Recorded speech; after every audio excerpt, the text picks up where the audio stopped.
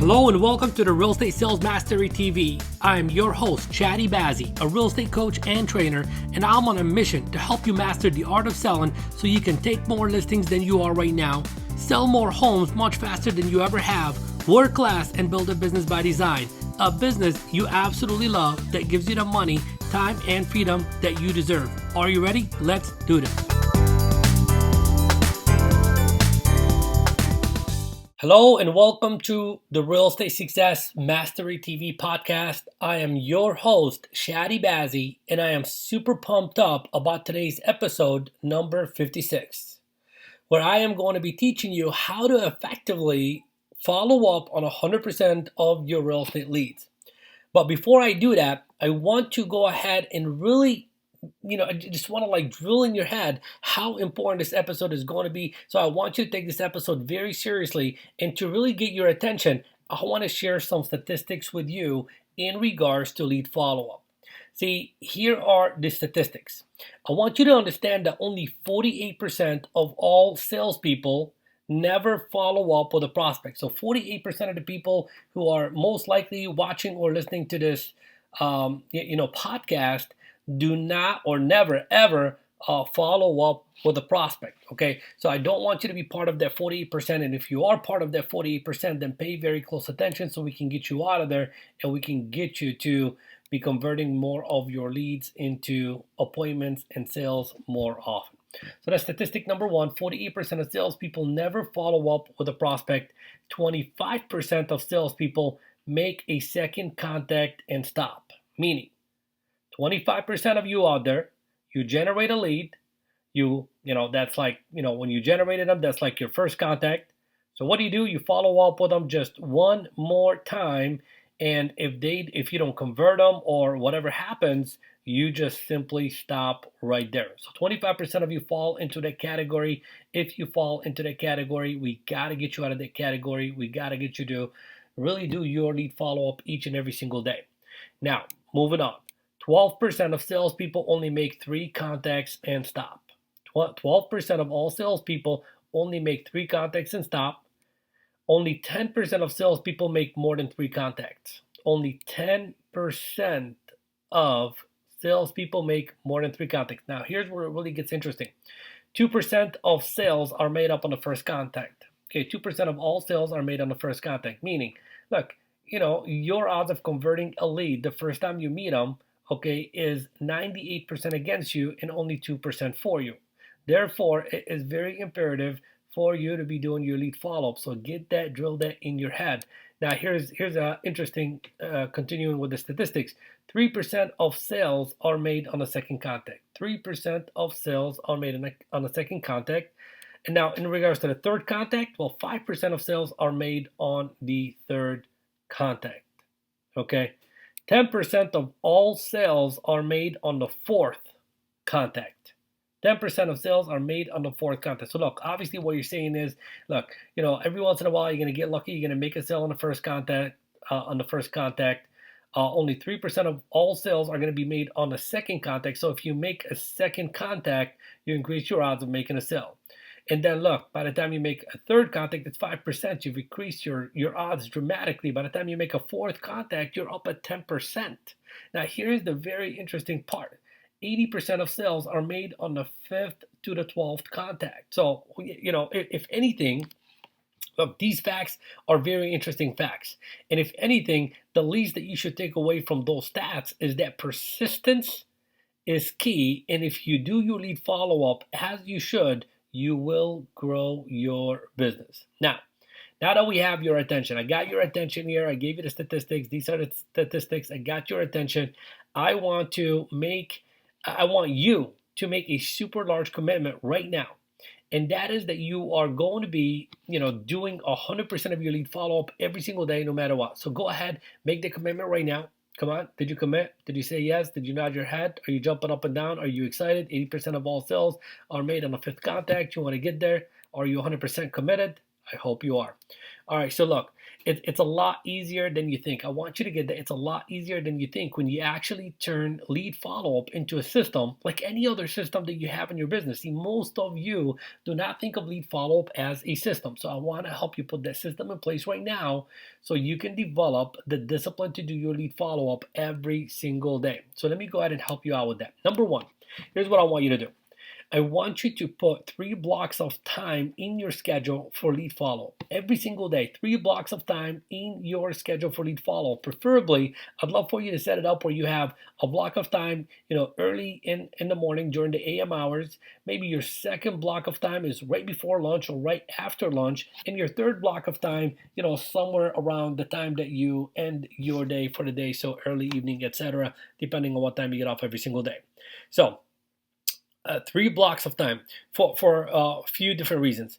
And I put down right here, A, if it is not in your schedule, it does not exist and will not get done. Look, if it is not in your schedule, it does not exist and will never ever get done. So it's got to be in your schedule because your job is to follow your schedule every single day. Your schedule is your boss. So it's got to be set in stone in your schedule. B, if you are a flake, yes, I said the word a flake. Okay, so if you are a flake and if you are someone who is full of excuses, you will most likely not make the same excuse 3 times in one day and you will actually follow up on your lead. So if you're someone that's going to be making excuses, you may make an excuse in the morning, you may make the excuse in the afternoon, but you may get to it in the evening, etc. Look, the more times that it is in your schedule, the more likely that you are to do some of it.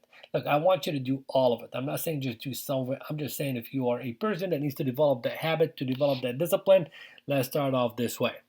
And C, if you are 100% committed, which I hope you are, then you will be following up on your leads more often. You'll be setting way more appointments and you'll definitely take more listings and make more sales. And discipline equals freedom. As a result of having that discipline, you are going to really rock your business and live the life of your dreams. All right, so that's number one. Number two, I want you to start using a lead follow-up hot sheet. Start using a lead follow-up hot sheet. This could be an index card. It could be a Excel spreadsheet. It could be a note on your notepad, on your mobile device, etc. It's totally up to you. But here's the rule. I never ever want you to have more than 10 leads on that sheet. Never ever have more than 10 leads on your sheet. That's it, 10 leads. Okay, why do I say that? Because here's what we've discovered, after having been on way over 20,000 one-on-one coaching calls and having sold real estate in 2 different marketplaces and, having, mastered the lead follow-up process, what I've discovered is that, anytime you have more than 10 leads, it simply means that the quality of your lead is very poor. Simply means that you're just putting anyone that says, hey, I want to sell a home in 2 years or whatever they say to you, you're just putting their name on a lead follow-up sheet. Now, the other thing that we've discovered is that if you have less than 10 leads on your lead follow-up sheet, it simply means that you're not doing enough lead generation. Simply means that you're not doing enough lead generation. So I want you to, start having a lead follow-up sheet and having 10 good names on it. So now you're probably saying, hey, Chadi, well, what if I already have 10 names on it and I'm doing my lead generation and I get an 11th lead? What do I do? Throw that one away since I already have 10? Do I stop prospecting? What do I do? No. You keep on prospecting. It's just that when you generate a new lead, the only way that new lead can make its way to the lead follow-up sheet is by simply being better than your worst lead on your hot sheet. So you just ask yourself the question, is this lead better than the other 10 leads or any of the other 10 leads? And if it is, then it makes it onto the hot sheet. And if not, you just let that person go and move on to the next person. Yes, I've said it. 10 good leads is all you need at any given moment. All right, number 3, be outcome driven in your lead follow-up. Be outcome driven. When you call up a lead, why are you calling them? Why are you calling them? Are you calling to just check in or are you calling to set an appointment? Look, 9 out of 10 times when you are following up on a lead, it is because you want to turn that lead into a contract. In order for you to turn that lead into a contract, you got to first turn that lead into an appointment. Okay, so be outcome driven, know why you're calling, okay, and speak about it. So for example, if I'm calling a seller, I would be like, ring, ring, ring. Hello, Mr. Seller. This is Chadi Bazzi with this company. Hi, how are you? Etc. Blah, blah, blah. And I'll just I'll just go right into it. So let's move on to number 4, and I'll explain it to you. So number 4 is be direct and be aggressive. Okay, I'm being outcome driven, I'm being direct, and I'm being aggressive. Now I'm talking about professionally direct and professionally aggressive, meaning not beating around the bush, etc.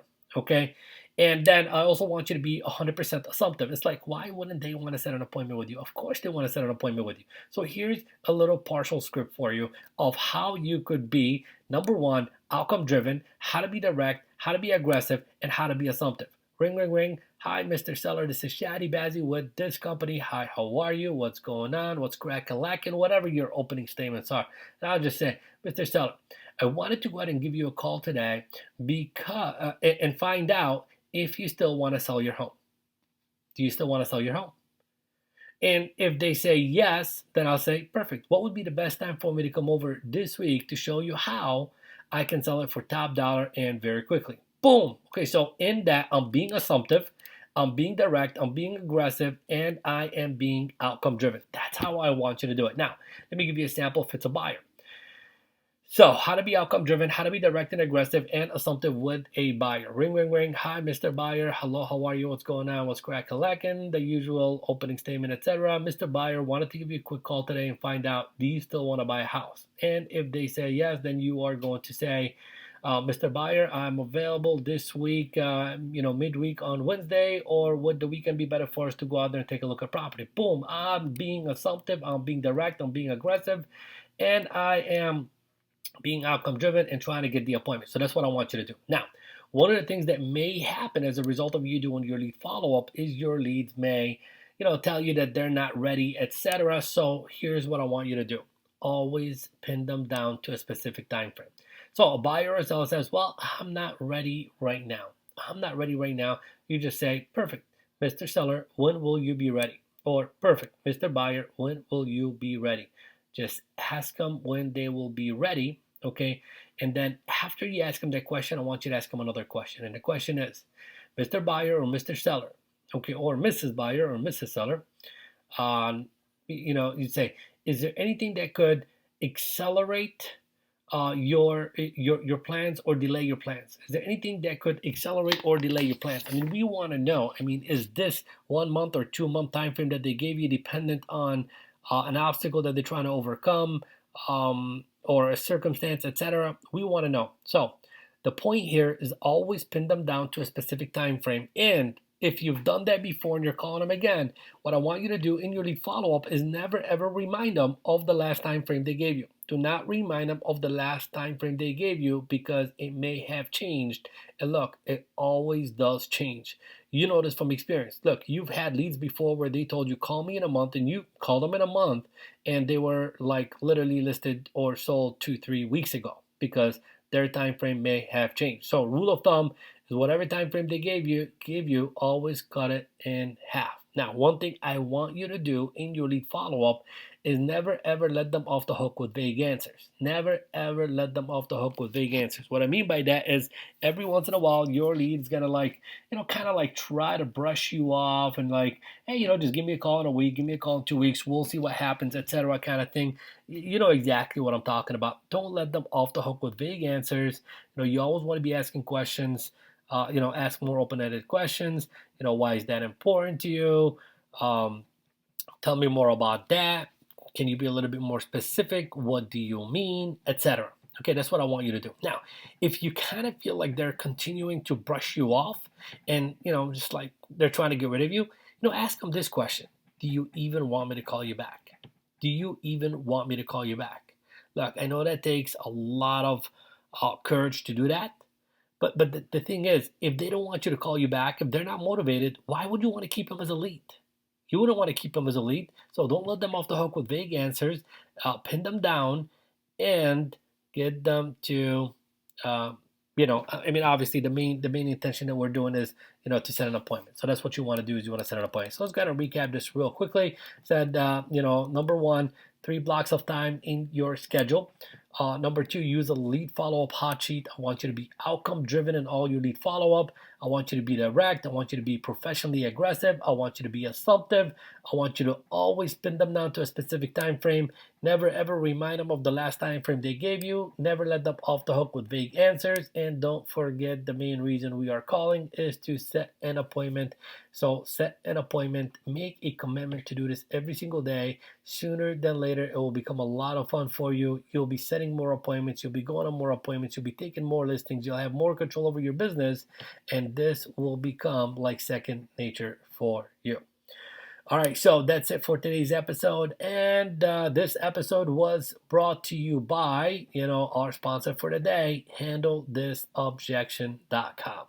Now, I know that a lot of people out there don't do lead follow-up because they have a fear of rejection, a fear of, well, what if they say this, or what if they say that, or what if they give me this objection? I don't know how to handle it, therefore I am not going to do it. And I'll tell you, that's one of the main reasons why most people never ever do lead follow-up. So to help you resolve that, our sponsor today, HandleThisObjection.com, can definitely help you out with that. So be sure to check them out. Thank you very much for your listening. Chadi Bazzi here from Real Estate Success Mastery TV, and we will see you in the next episode. Take care. Bye-bye.